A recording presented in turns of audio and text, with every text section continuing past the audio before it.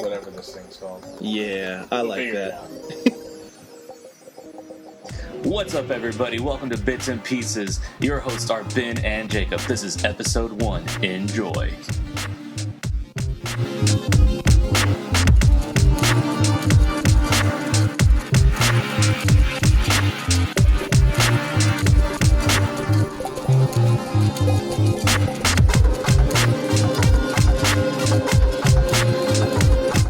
Mr. Jacob, good to see you. Always a pleasure. How was your weekend? You had some days off? Yeah, that was there. Yeah. Yeah, just Busy? Errands? sort of, yeah. Yeah. You know, did my taxes. Yeah. So you'll be here in like 3 weeks. Should be. Is that how long it takes? Well, yeah, just if you go long form. Right. Because I decided to go long form, because if I did that, it would, if I went the short way, they would charge me like $75. Well, technically $75, and I'd get it by the end of the week. Yeah. But I didn't necessarily want to, Who do you go with? You go with somebody? Well, I went through TurboTax, but I Oh. did ask someone. I did TurboTax by myself. It was a cost. I was gonna get like $700 or something like that. Yeah. But I went through someone else who did TurboTax for me, just because apparently I wasn't doing it right. Oh, okay. And I got like $1,200. Yeah. You do it on computer? I did it one year on the mobile phone where I just snapped my... Yeah. W-2? I did that like 2 years ago. Yeah. I always see commercials for H&R Block. I remember way back in the day I used to go to H&R Block, but not anymore. Yeah, I was gonna get like $800, and then they were like, "Yeah, we'll charge you $230." Yeah, like, no. Yeah, they charge you a lot. Yeah. Like the first time it was fine because my sister went there, and then she gave me some kind of like coupon, and so like it was like half as much as it usually costs. But then the next year I was like, why does the price keep going up every time I do my taxes every year? So I stopped that. It should only be for a certain amount, Yeah. If you get like more than 1,000, get your billions back, America. Yeah, they should charge you something. But if you're getting like $800, yeah. you shouldn't. It's like, dude, I need that money. Like taking my change back, all my change. Bring my balls here. Bring my balls. Hurt my wallet. So we just talked earlier, and we kind of listened to that Sting. Yeah. We listened to the Sting promo on Raw for wrestling. Yeah. And you read the notes for what happened on Raw. Yeah, they say that it's set up. That's why you could sort of, the people could already tell it's not his voice. Yeah. Well, the people that know Sting, And this is that it's also good that, they didn't show him actually speak. Right. Because it'll just be that more impactful when he finally appears. So I'm ready to take you out, Sting. Who's gonna live? WCW Sting, WWE Sting. How did that happen? Because we were when did we come up with that whole because it was Sting joke? He was talking to not the recent promo. No, it was on Fastlane, right? Was it on Fastlane? Or was it Rumble? No, it was on Fastlane because it was just doing his challenge to Sting, and then it came up on the screen and said, "I will accept" and stuff, and you will be erased from history. There's like, he was like, which you're gonna be erased? Which one's he gonna erase? If Broken down Sting. WWE Sting. Why so serious Sting? Like, TNA Sting. There's like this whole conspiracy. Triple H's got this whole plan together, and Sting's got the in Back to the Future. He's got the photo of himself. All the Stings. Doomed. That picture of him with holding the phone. He's disappearing. Oh man, yeah. Okay, that's when that joke came up from Fastlane. What did you think about Fastlane when we watched it? Like, I know, like, we both talked, and I was tired. Like, I didn't really care for it. It was something to watch. It was literally became just something to watch. Yeah, like, my eyes were getting heavy. I was like... Yeah, because it was a new... Yeah, that's the first time they introduced it. Fastlane? Yeah. It's like, I don't even remember what the last one was before. Well, wasn't that usually where Elimination Chamber would be? Like, in that month? It's Rumble and then Elimination Chamber and then WrestleMania? Hasn't that kind of been the format? I think so. And then what was before Elimination Chamber? I don't know. That's a good question to ask David. He would know. Yeah, because I know just like outside of the big ones like WrestleMania and Royal Rumble, Backlash, No Way Out, and I think Survivor Series. Then they had King of the Ring. But right. I miss King of the Ring. It's all these just like these like throwaway pay-per-views, I guess. Throwaway pay-per-views. Yeah, there's nothing really. It's just like filler for the big stuff. Because this, to me, that's what Fastlane was. Just we already knew the main event. We knew Roman Reigns and Bryan. I knew Bryan was gonna. I knew Bryan was gonna lose. Yeah, it was gonna be a situation where you knew who was gonna win, just how.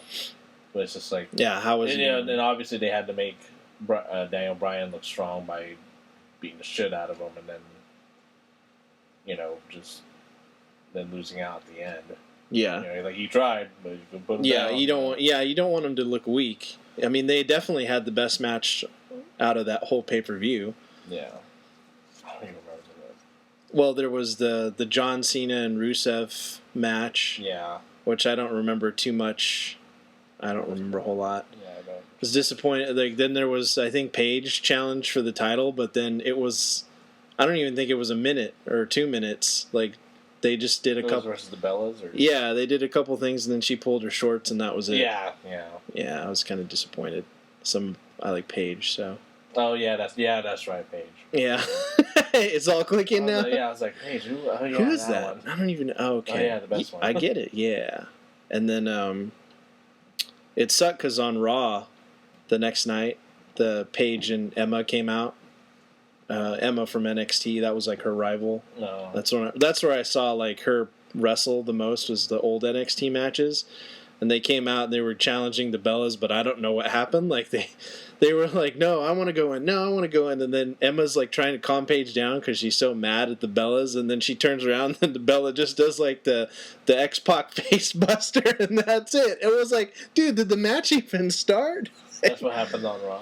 Yeah, that's what happened the day after on Raw, and that after Fastlane. So, yeah, Fastlane wasn't really. I don't know. It's sad because I actually kind of enjoyed the Rumble slightly a little more. Well, that was because they had that amazing triple threat match. Yeah. With Brock and John Cena. Yeah, that one is a really good match. That was. Talks too much though. Yeah, you talk too much. What was it? Suplex. Yeah. Again. Go to the ropes. So, what else do you see on Raw? When you were reading it, like what else? What else caught your eye? Authority, like trying to accept.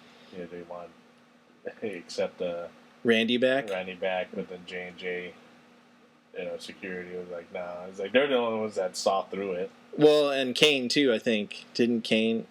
I think so. Yeah. Yeah. Because Big Show was like, no, he's good, man, and Seth Rollins is like, it's cool, man, he's family. But he makes him look like an idiot, though. Who? The villains? Well, they're all villains, so yeah, it makes him look stupid. The one that made sense was the J&J security. Yeah.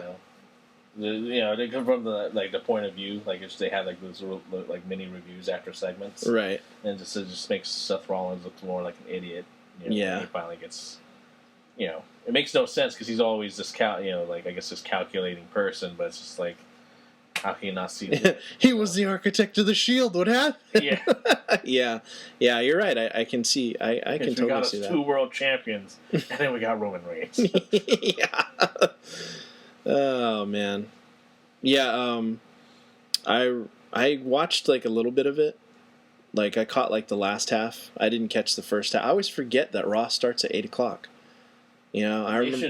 They should just keep it. Condense it. Yeah, they should keep it at 2 hours because it's just. It's too much. Yeah, too much. Well, and then of course they're always talking about all this other stuff anyway in between.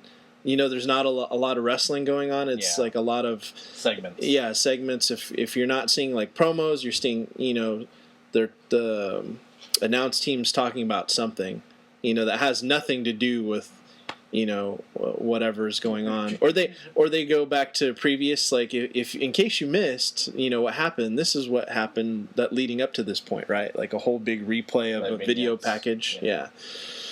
So that's why I don't really pay attention to Raw too much. I mean, it's on. It's like sometimes just on in the background. I'm on the computer and I just kind of look over. I'm like, yeah, okay. I can hear what's going on. Yeah, that's why it's like I just read it because obviously there's no real way for me to watch it. Yeah. Unless I procure it by other means. Yeah. Well, they don't have that on the network, right? They don't have any. So they do, but it's late. Oh, okay. They always it's like a month behind right now, a month or 2 months behind. Oh, okay. But you can watch past Raws on the network, right? Yeah. Okay. I watch past Raws. I always watch like basically anything Kurt Angle, hey, Kurt Angle name redacted. Yeah. Mr. Benoit. Yeah, Chris Benoit. Yeah. Yeah, I thought that, Orton, he basically called it at the beginning, I think, when he told them all, like, he's out to get him. And at the end, that's what happened on Raw. I mean, that was the plan. Where Orton got Rollins where he wanted him. Yeah. So. I mean, basically I remember reading that he sort of gave away what was going to happen, like, whoever wins, Rollins will just cash in. Because he only has 1 month left, right? I think so. Because he only has that Money in the Bank thing for just 1 month. Or no, until the next Money in the Bank, right? Or is it until WrestleMania? I think it's for 1 year. Yeah. Guaranteed 1 year. Okay, so then he would be coming up pretty soon. I always thought about that. Like, why is Seth Rollins hanging on? He has got to be the one guy that has held on to that Money in the Bank for the longest time. Besides, I think, CM Punk. Yeah. Well, it made sense with CM Punk. Yeah. Because that was his second. Wasn't that his second time? He's back-to-back Money in the Bank. Yeah. I think Punk was. Or I don't know if it was back-to-back or. But I remember him winning it a couple of times. You see, they're trying to sue him. They're trying to sue him for defamation because of what he said about the doctor in that podcast with Colt Cabana. Did you didn't hear it? Well, in the podcast, he talked about going to the doctor, the physician that they use, and it's like about that lump or whatever on his back, which was a staph infection, and it's just a fatty deposit, and so it makes him look, he's not credible. Like, he loses credibility as a doctor, right? So he's suing CM Punk, and he's suing Colt Cabana, which to me doesn't make any sense because Colt Cabana just let CM Punk use his podcast as an outlet to get everything out, but he was just being like a regular interviewer. He was just asking the questions, and then, he was like, okay, yeah, and listening to him and him vent about all that stuff. Maybe but it's just the fact that he released it to them. It's like a newspaper being sued for releasing a story. Yeah. So I don't think they're gonna have it. I don't think Colt. Well, I think he'll be all right. Yeah. And even then, I think the thing with CM Punk, it's really just going to depend on. It's actually going to depend on how well that's documented, because doctors have to keep like a sheet of like all that stuff. Like if they're working with talent like that, I keep thinking that CM Punk's going to come out on top because he'll probably have that documentation. Yeah. Well, especially because when he found out about that or it concerned him and stuff, then he went to that other doctor. He's got to have all that stuff from the other doctor saying, okay, this is what it was, this is what we diagnosed, and this is what we did, and so he could have died. Yeah, so I saw that he's going to be at this event called C2E2 or something like that. What's that? It's like this convention type thing. Oh. Yeah, I haven't heard. I don't know. He's known as a Marvel Comics writer now. Yeah. He wrote a story for Thor. Oh, okay. Yeah, that's cool. And they pitched him. I remember hearing like the podcast about what they pitched him. They pitched him a couple of things, and then he picked that one. Oh, that's cool. So yeah, I mean, I think that issue's already out. Or I think that storyline that he wrote is already out because it's just a one shot. Oh, okay. So, but yeah, that's cool. That's awesome because then, I mean, you've got your foot in the door if you ever want to go back to Marvel and they want to work with you again. Show up in a new Marvel movie. Yeah, I think one of the things I heard him say, and that would always be an interesting issue, is how would you put him in the book? Like, would you put him in as CM Punk or would you put him, because now everybody's like Phil Brooks, his real name.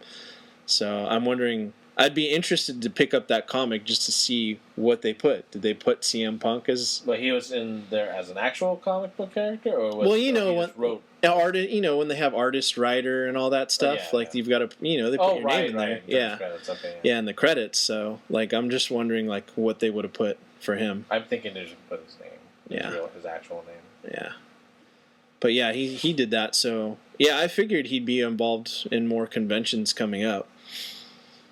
Yeah, that one time when he supposedly quit. He went to Comic-Con. Called that Triple H. Yeah, that was the golden age of punk.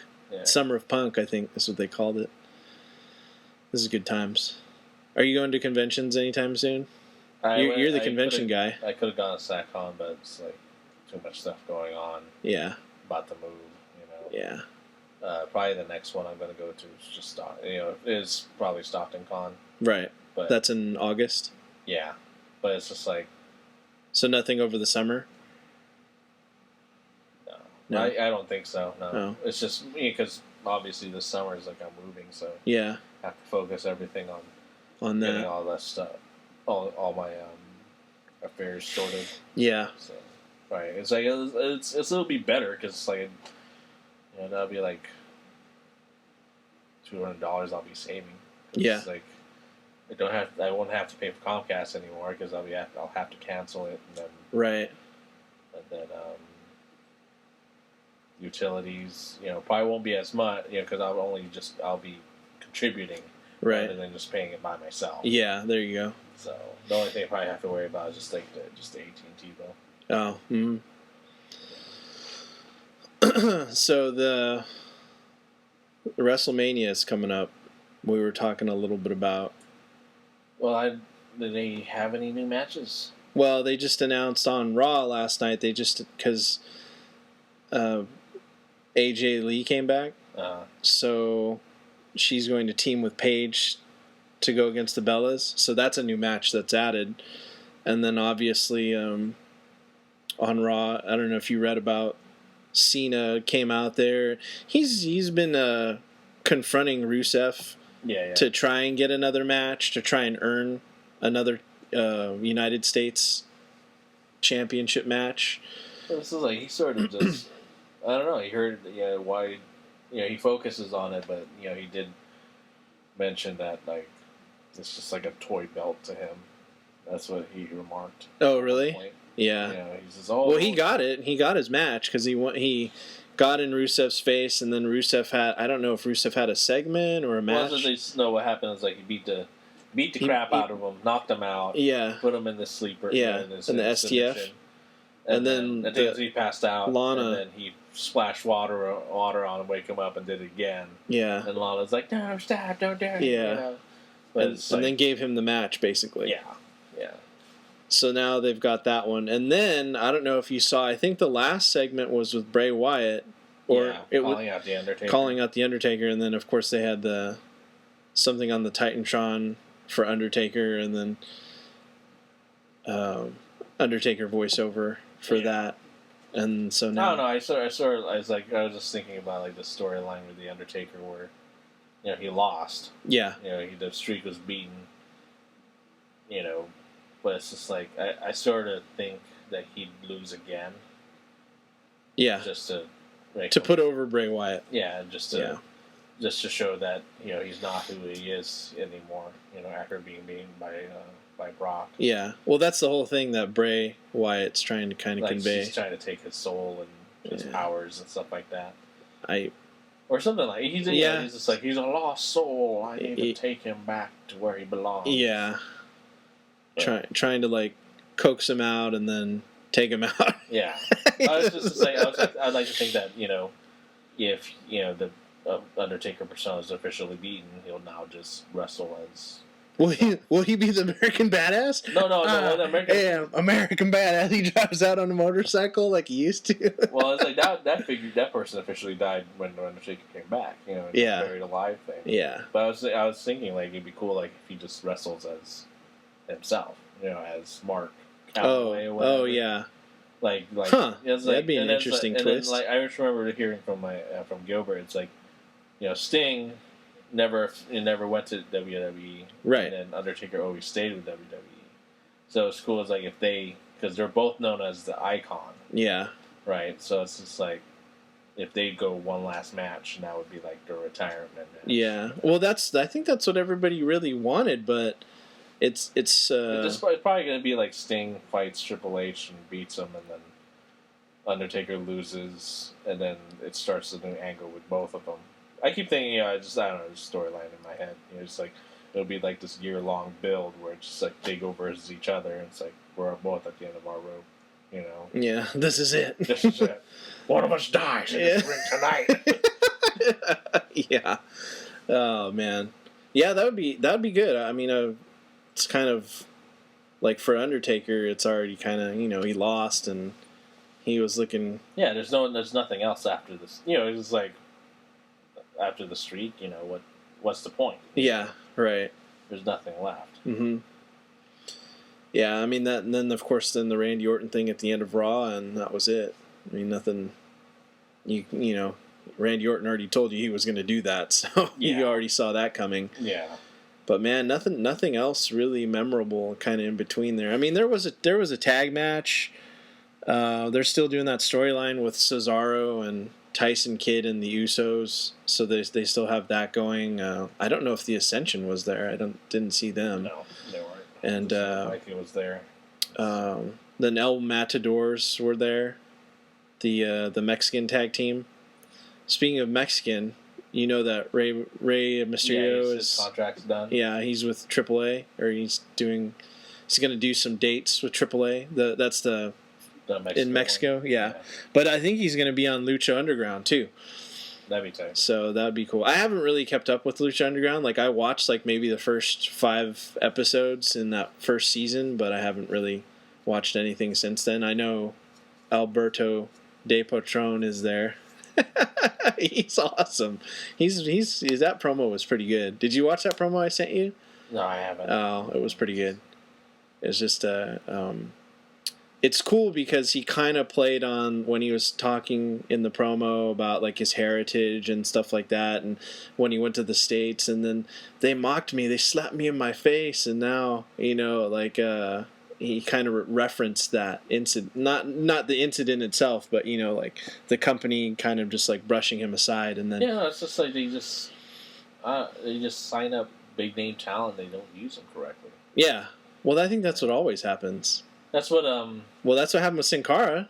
Yeah. And then now he's wrestling in that AAA now, and it's just like. You're shaking your head. Watching that NXT, man, it's just fucking botching so many fucking moves.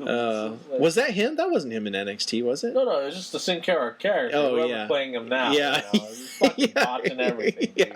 Yeah, that was on Botchamania. I don't know if you know that, but it was that NXT the spot where wasn't that the spot where he was running and then he was gonna jump on the rope, but then he fell. His foot got tangled in the rope and he was like, oh. Or he tried to do a Hurricanrana and he just it was like, bleh. Yeah, and he that wasn't too good. It's pretty painful. Yeah. they look painful. But that was pretty much it for Raw. I mean, nothing. But Rey Mysterio is doing that, and then I guess WrestleMania weekend because it's in San Jose, right? Yeah, and so Gilbert's going to that. Well, yeah. Yeah. He's supposed to go? Yes, this guy had said that he got tickets for it. So. Yeah. Just him and his son are going, or is the whole family going to go? I don't know, because I don't know if the baby could handle that one. Yeah. The other kid was it's too much. Yeah, too much yelling. He's like, oh my God. Yeah. But they're supposed to have MLW radio, they're supposed to have a live podcast in San Jose with Rey Mysterio. Okay. Yeah, it's $20 to get in for general admission. But you could pay $60 for VIP, and there's a meet and greet. So you could go meet Rey Mysterio. You can take a picture with him. If you have something of his to sign, he'll sign it. So I think that's pretty awesome. That's pretty affordable, $60. Yeah. And then because after that, then you can sit and watch the podcast. Watch it live, and then they're supposed to do a Q&A after the podcast is done. So that's pretty awesome. You get to, sit there. Like ask the crew and ask for Rey Mysterio, or anybody. So it'd be like the guys at MLW, and then Rey. I mean, it's pretty much probably just for Rey Mysterio. You know, there's probably going to be a bunch of Rey Mysterio fans because he's from that area. Yeah. So there's going to be, I think there's going to be a lot of people asking him questions and stuff. But there may be, they say there may be some surprises. Like I heard Jim Ross may be there, and Disco Inferno is kind of like a recurring guest that appears on that podcast. Who's that? You don't remember Disco Inferno? Oh, because you didn't watch during WCW. He was just. I never actually watched any WCW. Oh, I remember seeing one promo was for like WCW Sin. Yeah, and it was Booker T versus Scott Steiner for the title. Yeah. And Booker T had the title. And it was like he had the flat top and everything. Yeah. Things like, and Scott Steiner, I'm gonna kill you. And he was like choking him out. But you don't get my I don't remember that. And then that's the only promo I saw. Oh, yeah, Disco Inferno. That was his gimmick. He was just a disco guy. Just came and did the dance and everything, and he was always losing. Oh yeah. He's a jobber. Yeah. He might have had a run, but he was one of those mid card guys. Yeah. You know, but I mean that roster was so huge back in WCW. They had so much talent. Like if you go back, because I'm sure the network probably has a lot of WCW stuff. Yeah, they only started just releasing WCW stuff. Okay. Like maybe 2 months ago. Oh. That's a lot of stuff to go through. Yeah. There's. I'm trying to look up one that was Outsiders versus Harlem Heat. Yeah. And that would be a good one. Because I watched the one where it was Outsiders versus Harlem Heat. It was Halloween Havoc 97 or 99 or something like that. Uh-huh. And he spits on Stevie Ray.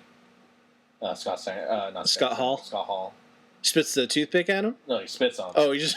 Because it says that he goes, Stevie Ray's a big, proud black man, and you don't spit on him even if you're working. Uh-huh. And it says that he knew he was going to do it, but he didn't want to let him know because it's like he didn't want to ask him, because if he asked him, he'd say no, he'd do it anyway. Yeah, he'd know it's coming. Yeah. So, but he just spit on him, and it's like, surprise! He's always like, he looks at it, and he looks at Scott Steiner, and the whole crowd's like, ooh. And he just to look back, he just reaches back and tags Kevin. And it's just like, they said that was like a pretty money moment. Oh, yeah. I mean, I remember watching WCW back when it was popular. Like, that was back when Raw was at its peak, and it was, Monday Night War. Couple hours, and so yeah, like David and I would, like, sometimes we'd get together and watch it, and like we'd always be flipping back and forth, or like sometimes we just wouldn't go over to each other's house, even though we're right across the street. We would just watch it here and then talk about it like the next day, or I'd see him. Yeah. Or you guys watch one, and then one watches the other, or no, we never did. Like, well, because he was the one that got me into wrestling during that time. So I just was like, oh, okay, I always flip back to whatever, whoever I wanted to see, because at the time, Raven was big in WCW with the Flock, but then Jericho was starting to get pretty big too when he had that bodyguard Ralphus with him, big fat dude. And I mean, if you really wanted to see some really great wrestling, like, I usually would be on WCW, but I always wanted to go back to see. I think David was more Raw because, like, he grew up with WWF, so, like, Bret Hart was still, I think, maybe that was before Bret Hart went to WCW, but he was still around in there, and then, of course, David was a big Stone Cold fan, so. I just remember the only one I watched from the old era was when Tugboat betrayed Hulk Hogan. Yeah. And Earthquake mm-hmm. up and did like those like butt slams on his chest. And, he was wheeled out, and that was the last one I saw. Yeah. And then the first one I saw after that was when Mankind challenged Triple H. And he says, I can't challenge you, but I know someone who can. And it's a big Cactus Jack. What, did he just go in the back and then come back out as Cactus Jack, or no, he was. Did he just take off his? He had like a Cactus Jack shirt. He had the mask and the shirt. And, but when he but then he took it off and it was a Cactus Jack. And then he took off his mask. Yeah. And he was like bang bang. Yeah. And he beats the crap out of the fake Mankind and it's like this flying chair shot. Like, yeah. The good old days of wrestling. Yeah, it's like now it's just sort of like, it's just filler. It's just something to play in the background now. Yeah, well, that's kind of how I watch Raw, but not like with the. Now we watch New Japan. So what do you think about New Japan wrestling? Because you hadn't really, you might have heard about it, but you never actually had seen it. I knew there was like Japan style, wrestling, but. And I know you showed me a couple of clips on YouTube and stuff like that. Yeah. Yeah, watching it, it's a lot more... They're treating it seriously. Yeah. They're watching it, they're breaking down the fight, and they're just like... it's just... They're not... There's no color comment... there's commentary, and there's color commentary, but then there's like the silly character who just, sides with the heels, but they're not. They're all just talking like as if it was an actual... it is an actual match, but it's like they're treating it as a sport, right? Rather than entertainment. Yeah. So, because they're breaking down their weaknesses, their strengths. There's one, they're critically looking at the match and wondering, and that adds more to who's going to win, because it's like when watching New Japan, it's like I have no idea who's going to win. Right, exactly, because you don't know the wrestlers yet. Yeah, you're not from other than not say you don't know the wrestlers yet, but it's like they spin it in such a way. It's like I have no idea what's going to go on. Right. Yeah. Well, and I think that's like one of the things that's kind of gone from wrestling is you don't, that suspension of disbelief is gone, because now, like with social media and everything and all that's going on, like everybody thinks they know everything that's going on behind the scenes, and stuff, and nothing's really a surprise. Like that one NXT pay-per-view we watched on the network, it wasn't Revolution, or what was it called? NXT Arrival? Was it Arrival? Yeah, I think. Yeah. Well, anyways, it was the one that I was telling you about it, and we watched it just before Fastlane. Yeah, I think it was like a couple weeks before Fastlane, but you'll look it up. It was. I thought it was right before, wasn't it? Yeah, that's what I'm saying. It was before Fastlane. Oh, okay, yeah. It wasn't the same week, was it? No, it was a week before. Yeah, a week before or so. Well, while you're looking that up, the main event in that NXT show was Kevin Owens and Sami Zayn. Now, I saw the pay-per-view, which was Our Revolution, which was awesome, with Sami Zayn and we know him as Pac, the man Gravity forgot, but he's called Adrian Neville in NXT, and he had the belt for quite a while. Sami Zayn won the belt, so Sami Zayn had the belt he didn't have it for very long, a little over a month. Did we watch it this year? Yeah. Yeah, so it's like Takeover Part 4? Oh, it's known as Rival. Okay, that's what it was. Not a Rival. Okay, Rival. Yeah. So that's when that happened, and then Kevin Owens, I think that was his first match, because they had brought him onto the no, that wasn't his first match.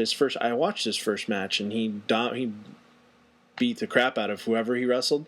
So then you knew when that. Yeah, his first match was on the same pay-per-view that Sami Zayn won the belt, and he beat whoever up. And then you knew they were best friends, because Sami Zayn is El Generico, and they had wrestled in the Indies for a long time. And then he turns on him at the end of the show, like they're hugging and crying. The slam. Yeah, and then he slams him on the back of the apron or something, and and the whole thing with Kevin Owens is this is an opportunity for him, and this whole thing is to make money to feed his family, to support his family, and that's what it's all about. And that was a big twist at the end. He basically knocked him out, and he won by knockout, I guess, is what it was, because the ref just... He just kept power bombing him or something. Power bombing him until he just couldn't take it, and that was it. So that, to me, that was a surprise. I wasn't really looking for that. I was like, I was looking for like a big old drag out fight, but it seemed just like he just dominated. You know.